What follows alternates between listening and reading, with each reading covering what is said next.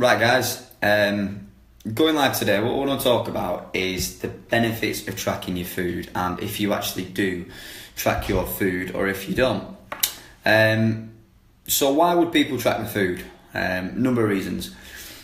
They want to see if they're in a calorie deficit, they want to see how much food they eat, they want to see the quality of food they eat, and they want to see the quantity of food that they eat. So 90 or hopefully 100% of the people that join a gym have an end goal. Okay, now 90% of that the time, people that join a gym, what they want to do is they want to lose weight. Okay, the other 10% might want to add muscle and gain weight. Okay, so in order to lose weight, you need to be in what you call a calorie deficit, which means, I've said this before, you expend more energy than you intake. Okay, so if you think of food as energy, which it is, okay, we intake food, and the problem is when we intake too much food and we don't expend it, i.e. we don't burn it off.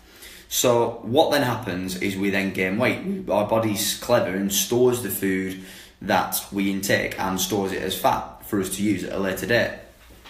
So what the problem is when people don't know if they are in a calorie deficit. Alright, calorie surplus is where they intake too much food, too much energy, and don't expend it. Okay, so for people that want to build muscle, they want to be in a calorie surplus, so they want to be eating a lot more proteins, carbohydrates, fats, the three macronutrients. They want to be intaking all of that and not burning enough of it off, because that's what the body needs to develop new muscle tissue. So people that want to be in a deficit need to be expending more energy than they're intaking, and it's as simple as that. Alright, regardless of hormones and everything else, blood profiles, all that sort of stuff, it is simple that to lose weight you need to be in a calorie deficit. So, how do we know if we are in a calorie deficit? Well, more often than not, we weigh ourselves, and if weight goes up, then that would more than likely show that we are in a calorie surplus.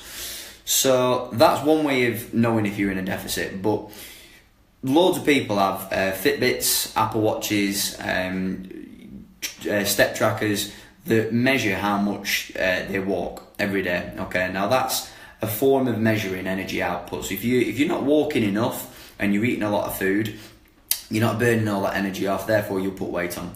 If you walk a lot and you don't eat an awful lot, you'll be losing weight because you're burning through the calories, because you're in a calorie deficit, i.e. you're expending more energy. So what are the benefits of tracking your food? Well, 9 times out of 10, people don't actually understand the amount of food that they actually do intake.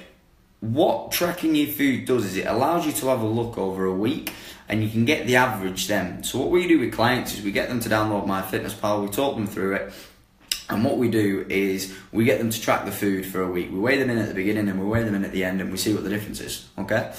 And we then get a build-up of a picture of how many meals a day they're eating, what type of meals a day they're eating, the quality and the quantity of the food that they're eating as well. So some people prefer for 5 small meals, some people prefer 3 bigger meals. The difference is that there is no difference. It doesn't matter whether you have 3 big ones or 8 tiny ones, okay? Calories are calories at the end of the day.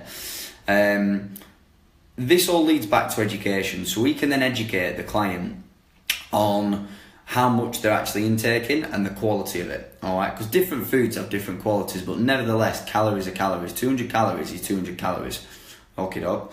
So that's the benefit of recording your food intake, alright? You can then over the week see your average protein intake, your average carbohydrate intake, and your average fat intake, okay? And then there's a few other things that we kind of like to make sure are in place as well, such as fibre for optimal gut health and digestion. And that's one thing that people don't kind of, or they oversee, shall I say.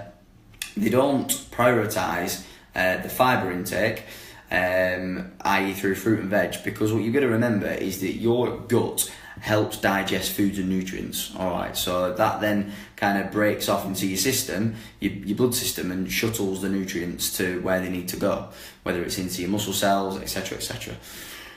So recording your food, if you've not tried it, try it.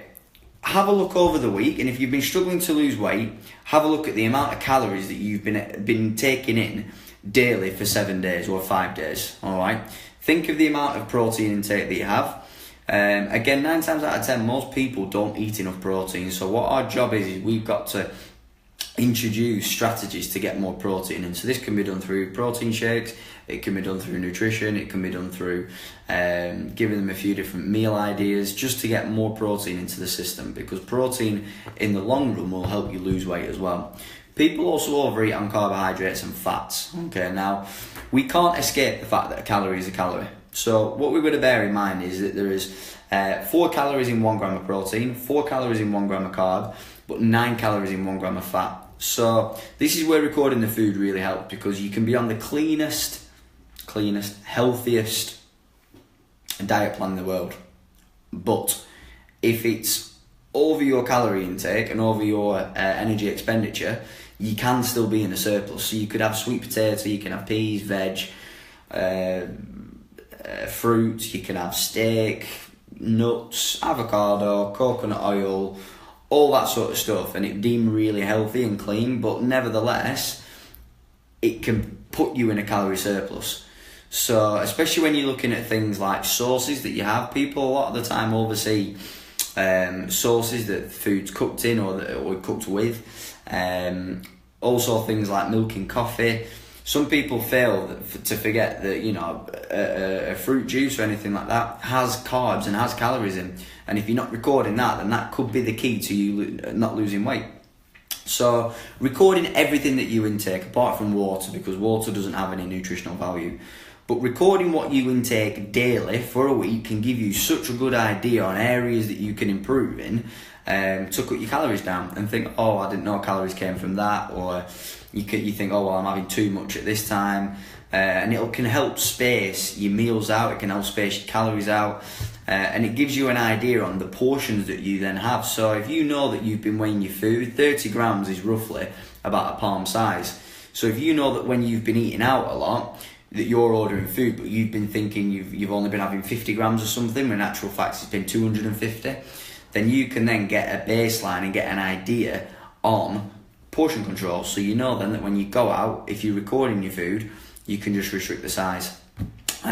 This can be the key then to getting you to lose weight. Alright, and obviously on the flip side, if you've not been putting weight on and you want to, and you just keep losing weight or you're at maintenance, record your food for the week, okay? Average out what you've been eating in terms of your protein, your carbohydrates, your fats and your fibre. And if you've not been putting weight on, then up everything. Alright, if you've not been losing weight and you're wanting to lose weight, then structurally what I'd say is talk to someone who knows what they're on about, but you can structurally then think, right, okay, well, I've been averaging 230 grams of carbs throughout the week. I'll now knock that down to 200. And that can then be the key, and it's as simple as that, because if you drop your calories or you can increase your energy expenditure, some people prefer to increase the energy expenditure and do a load of cardio, meaning the calories can afford to be higher. Some people just hate cardio, which means that the calories can be a lot lower.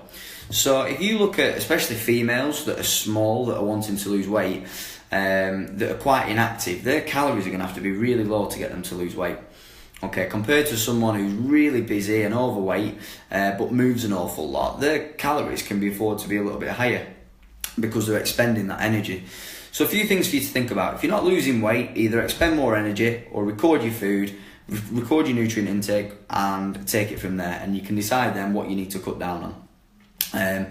The key thing with this is just making sure that you are reaching your reaching your optimum protein intake. Okay, now some people will start off at 2 grams of protein per kilo of body weight, and that's a good place to start off at, because you can always kind of hack away at that and go down to 1.8 or 1.5 per kilo of body weight.